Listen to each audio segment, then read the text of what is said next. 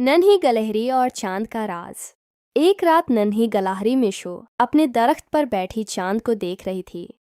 अचानक से चांद के करीब एक छोटी सी चमकती हुई रोशनी नजर आई। मिशू ने हैरत से कहा, ये क्या है? चांद के पास कौन सी चीज चमक रही है? वो इतनी हैरान हुई कि फौरन दरख्त से नीचे उतरी और रोशनी के पीछे चल पड़ी।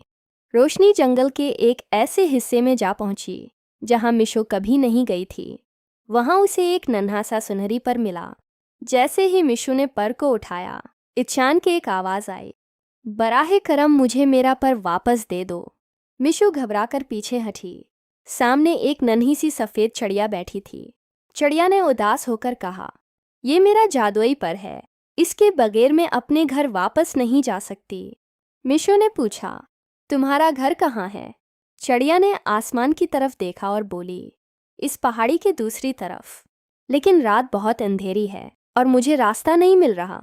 मिशू ने एक लम्हा भी नहीं सोचा। फिक्र न करो, मैं तुम्हें घर पहुंचाऊंगी। दोनों चल पड़े।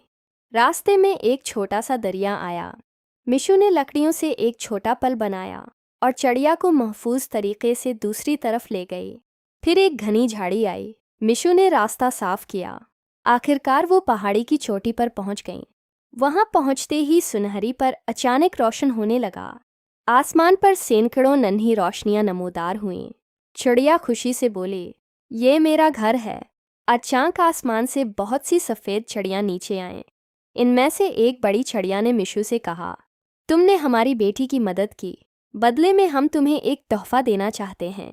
मिशू ने मुस्कुराकर कहा, मुझे कोई तोहफा नहीं चाहिए।